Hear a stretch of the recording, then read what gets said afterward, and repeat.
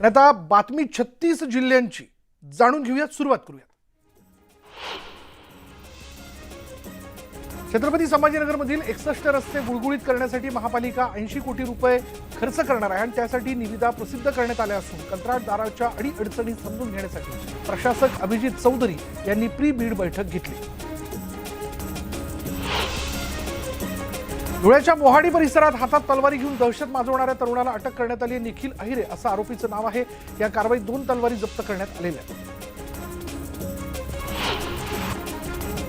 संभाजीनगरमधील ढगाळ वातावरणामुळे गव्हाच्या काढणीला वेग आला आहे। अवकाळी पावसात गहू भिजू नये यासाठी शेतकऱ्यांची धावपळ सुरू असून हार्वेस्टर चालकांकडूनही दरात वाढ करण्यात आली। 80 कोटी रुपये खर्च करून छत्रपती संभाजीनगर महानगरपालिका शहरातील 61 रस्ते गुळगुळीत करणार आहे। त्यासाठी मागील महिन्यात निविदा प्रसिद्ध करण्यात आली असून कंत्राटदाराच्या अडीअडचणी समजून घेण्यासाठी प्रशासक अभिजित चौधरी यांनी प्री बीड बैठक घेतली। अमरावतीच्या सायन्स कौर मैदानात 5 दिवसीय जिल्हा कृषी महोत्सव आयोजित करण्यात आला।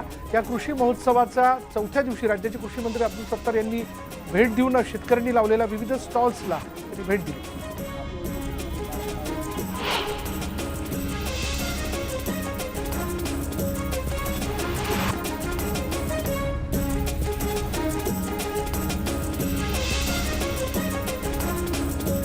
पालघरमधील बोईसर तारापूर औद्योगिक क्षेत्रातील बँकांनी सील केलेल्या कंपन्यांमध्ये रात्रीच्या वेळी लोखंड साहित्य जे ते चोरलं जातं आणि या प्रकरणी ग्रामस्थांनी चोरट्यांना रंगेहात पकडून बोईसर जवळील कोलवडे ग्रामस्थांनी रंगेहात पकडून पोलिसांच्या स्वाधीन केले।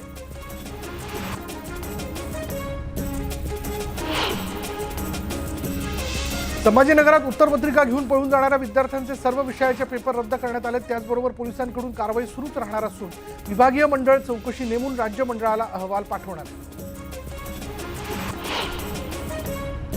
सोलापूर शहरातील भाजप पदाधिकाऱ्यांसोबत पालकमंत्री राधाकृष्ण विखे पाटील यांनी संवाद साधला। पदाधिकाऱ्यांनी विखे पाटील यांच्यासमोर समस्या मांडल्या। त्या समस्या सोडवण्याचं आश्वासन विखे पाटील यांनी दिलं।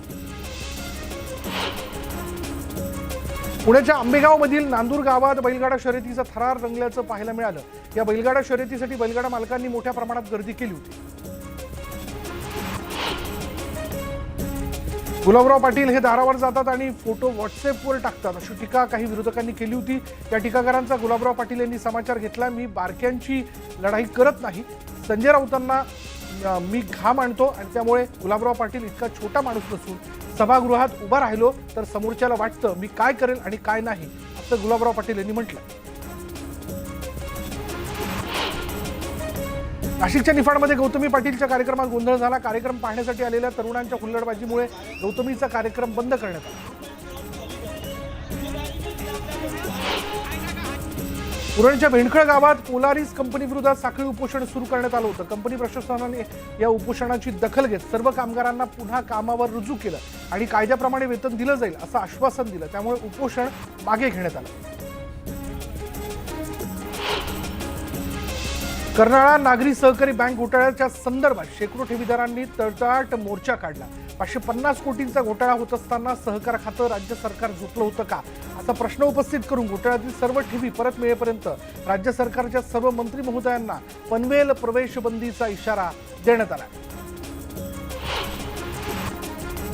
जळगावच्या धरणगाव तालुक्यातल्या दोनगाव इथे 8 कोटी रुपयांच्या विकास कामांचं भूमिपूजन पालकमंत्री गुलाबराव पाटील यांच्या हस्ते करण्यात आलं। या प्रसंगी पालकमंत्री गुलाबराव पाटील यांची गावातून ढोल ताशांच्या गजरात मिरवणूक काढण्यात आली। बुलढाणा जिल्ह्यातील निवाणा इथल्या एका शेतकऱ्याच्या 2 एकरवरील हरभऱ्याच्या गंजीला रात्री आग लागली। या आगीत तब्बल 25 क्विंटल हरभरा जळून खाक झाला। हरभऱ्याच्या गंजीला अज्ञातांनी आग लावल्याचा संशय आहे। बुलढाणा जिल्ह्यातील सिंदखेड राजा तालुक्यात 12वीचा गणिताचा पेपर फुटल्या प्रकरणी पोलिसांनी 5 जणांना ताब्यात घेतलं। यामध्ये 2 शिक्षकांचाही समावेश आहे तर फरार मुख्य सूत्रधाराचा शोध घेण्यात येतो।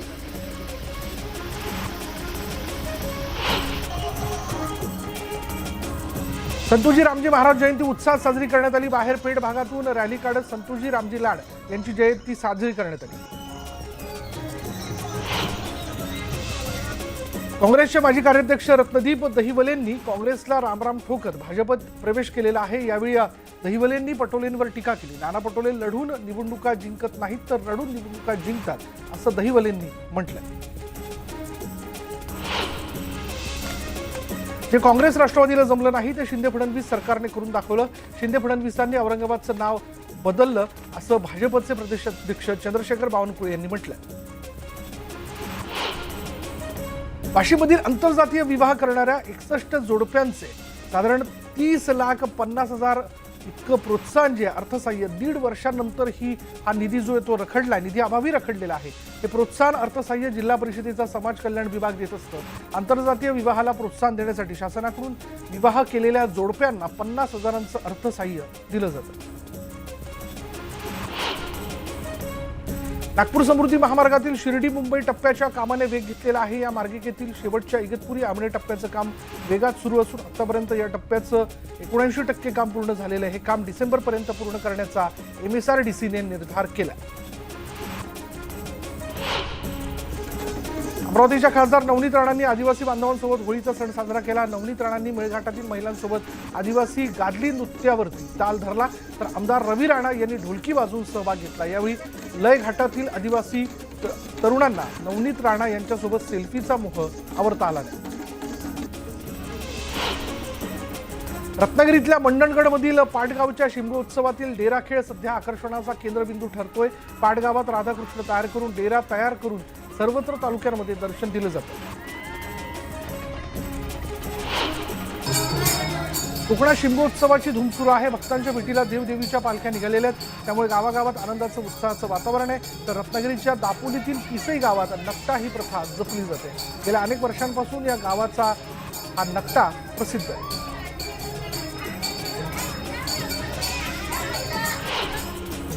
रत्नागिरी शिमगोत्सवाचा उत्साह शिगेला पोहोचलाय। खेरडी गावात चंडिका देवीची पालखी भक्तांच्या भेटीला आली होती। यावेळी भाविकांनी काठ खेळ ही अनेक वर्षांची परंपरा जपली आहे। अवघ्या 2 दिवसांवर आलेल्या होळीसाठी अकोला शहरातील बाजारपेठांमध्ये विविध रंग आणि लहान मुलांना आकर्षित करणाऱ्या विविध प्रकारच्या पिचकाऱ्या विक्रीला ठेवण्यात आलेल्या। दरवर्षी गन, कार्टून आणि सेलिब्रिटींचं चित्र असणाऱ्या पिचकाऱ्या बाजारात दाखल झाल्या। नागपूरमधील श्रीराम पोद्दारेश्वर मंदिर 51,000 दिव्यांच्या प्रकाशात न्हाऊन निघाले। पोद्दारेश्वर मंदिराच्या पुढील उड्डाणपुलावर तब्बल 51,000 दिवे लावण्यात आले। दिव्यांच्या प्रकाशात जय श्रीराम, धनुष्यबाण, बालाजीसह अनेक कलाकृती साकारण्यात आल्या। छत्रपती संभाजीनगरमधील देवगाव रंगारीजवळ वाळू माफियांच्या टिप्परने दुचाकीला जोरदार धडक दिली। या भीषण अपघातात दुचाकीवरील पती पत्नीचा जागीच मृत्यू झाला।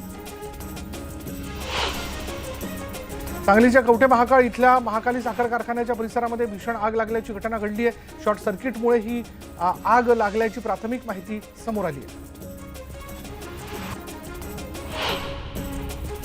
चंद्रपूर जिल्हा मध्यवर्ती सहकारी बँक पुन्हा एकदा चर्चेत आली आहे। 2013 सालच्या शिपाई आणि लिपिकांच्या भरतीत लाखो रुपयांचा गैरव्यवहार झाल्याची तक्रार लाचलुचपत प्रतिबंधक विभागाकडे करण्यात आली होती आणि या प्रकरणी 11 व्यक्तींवर दोषारोप निश्चित करण्यात आले। नागपुरात यंदाच्या धुळवडीत रंग भरलेले फुगे फेकून मारल्यास थेट गुन्हा दाखल होणार आहे। होळी आणि धुलीवंदनाच्या पार्श्वभूमीवर कुठलाही गैरप्रकार होऊ नये म्हणून पोलीस ऍक्शन मोडवरती आले।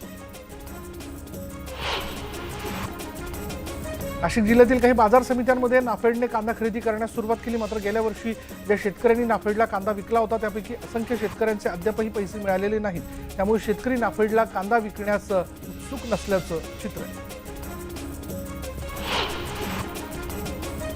फ्लेम ऑफ द फायर असं खुद्द इंग्रजांनी ज्याचं आदराने वर्णन केलंय तो पळस सध्या चोहीकडे मोठ्या प्रमाणात बहरला आहे। विदर्भातील विविध भागांमधील डोंगर दऱ्या आणि शेतकऱ्यांचे बांध फुलांनी लगडलेल्या पळसाच्या झाडाने शोभून दिसतात। बुलढाणा जिल्ह्यातील सिंदखेड राजा तालुक्यात 12वीचा पेपर फुटल्यानंतर शिक्षण विभाग ऍक्शन मोडवरती आलेला आहे। पेपर फुटी प्रकरणी माध्यमांना प्रतिक्रिया देणं केंद्र संचालकाला चांगलंच भोवलं। व्हिडिओ कॅमेऱ्यासमोर गणिताचा पेपर दाखवल्यानं परीक्षा गोपनीयतेच्या नियमांचा भंग झाल्याचा केंद्र संचालकावर आरोप ठेवण्यात आला। जगद्गुरू संत तुकाराम महाराजांच्या 375व्या बीज निमित्ताने देहू देवस्थानची जय्यत तयारी सुरू आहे। त्यानिमित्ताने अग्निशमन दलाच्या जवानांनी महाद्वार आणि मंदिर परिसर स्वच्छ धुवून काढला। छत्रपती संभाजीनगर शहराला तब्बल 4 वर्षांनंतर नव्या कोऱ्या एसटी बस मिळालेल्या आहेत। सिडको बस स्थानकात विभाग नियंत्रकांच्या हस्ते पूजन करून पहिली बस छत्रपती संभाजीनगर अकोला मार्गावर रवाना करण्यात आली। लातूर महानगरपालिकेचे मनपा आयुक्त बाबासाहेब मनोहरे यांनी मनपाचे शिल्की अर्थसंकल्प सादर केला। सर्वसामान्यांना केंद्रबिंदू मानून हा अर्थसंकल्प तयार करण्यात आला असून यात कोणत्याही प्रकारची करवाढ करण्यात आलेली नाही। धुळे जिल्ह्यातील संभाव्य पाणी टंचाईच्या पार्श्वभूमीवर जिल्हा परिषदेच्या पाणीपुरवठा विभागाच्या वतीने टंचाई कृती आराखडा तयार करण्यात आला। त्या अनुषंगाने पाणीपुरवठा विभागाने नियोजन सुरू केले।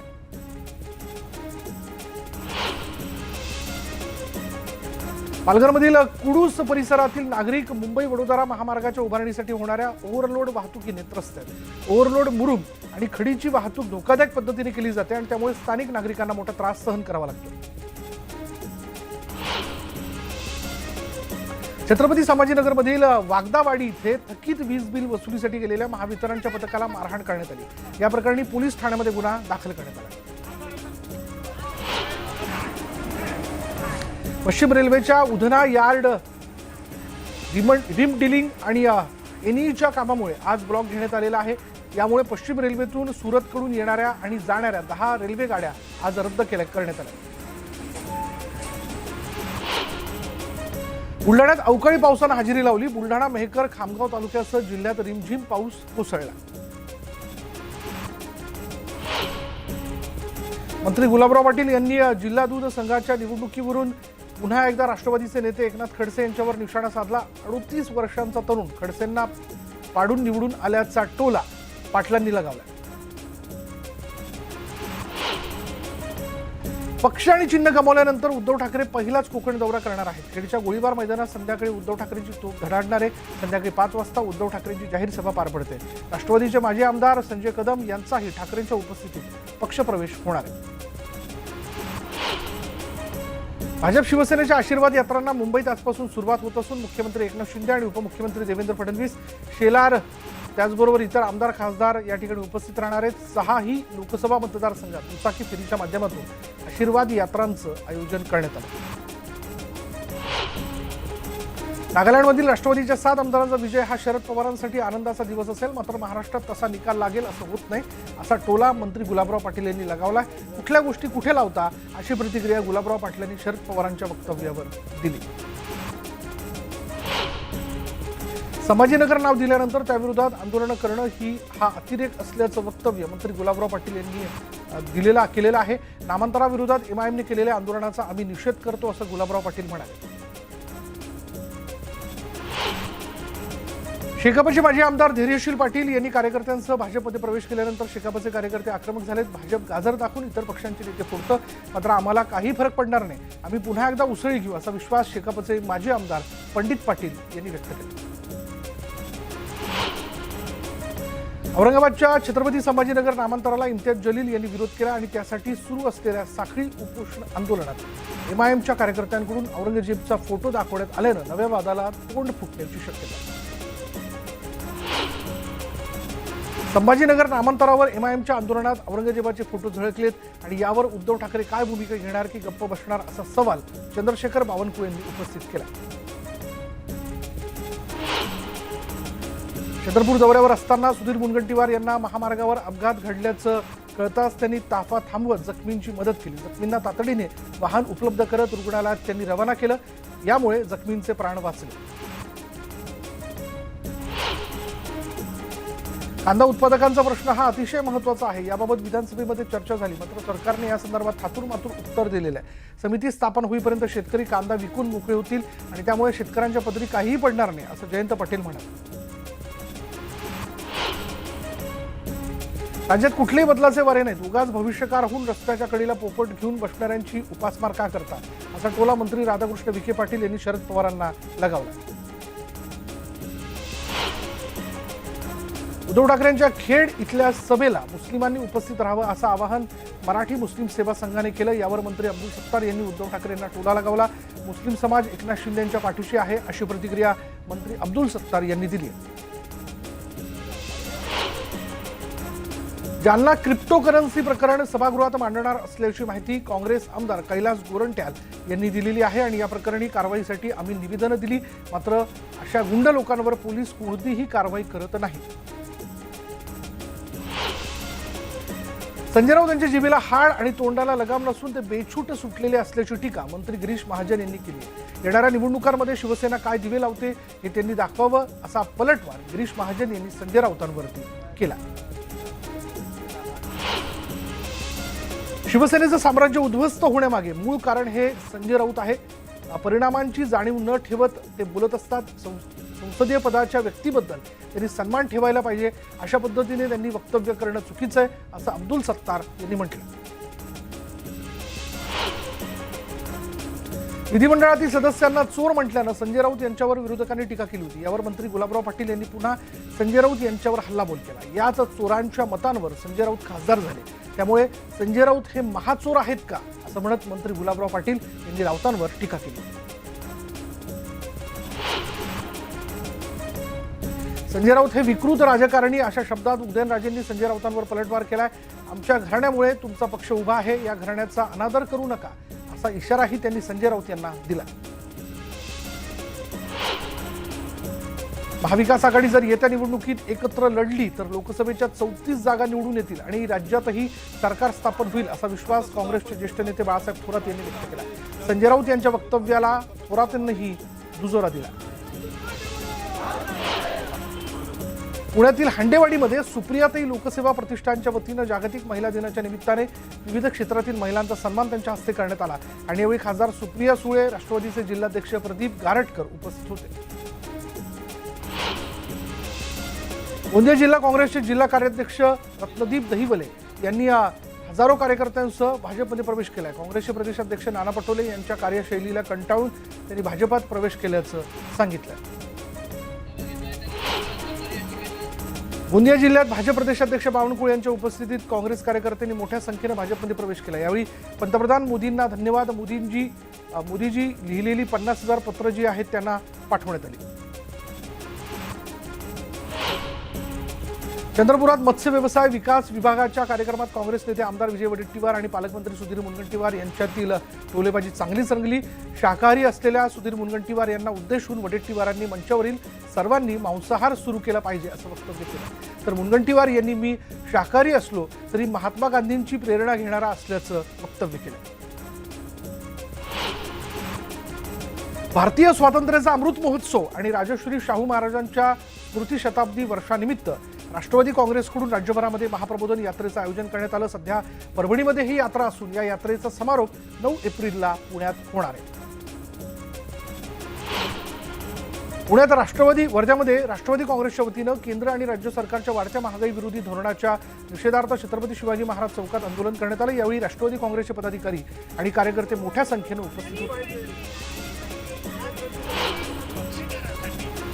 ई फायलिंग हा विषय सर्वोच्च न्यायालयाने घाईत घेतलेला निर्णय असून या संदर्भात कर्मचाऱ्यांना आणि वकिलांना याचं फारसं तंत्र अवगत नाही, त्यामुळे ई फायलिंगला विरोध करण्यासाठी लातूरच्या न्यायालयासमोर वकिलांच्या वतीनं 1 दिवसीय धरणे आंदोलन करण्यात आलं। संदीप देशपांडे यांच्यावर झालेल्या भ्याड हल्ल्याविरोधात मनसेनं नागपूर जिल्ह्यातील काटोल जलालखेडा महामार्गावर रास्ता बंद केला आणि रास्ताबंद आंदोलन केलं आणि यावेळी बंद करणाऱ्या आंदोलकांना पोलिसांनी ताब्यात घेतलं।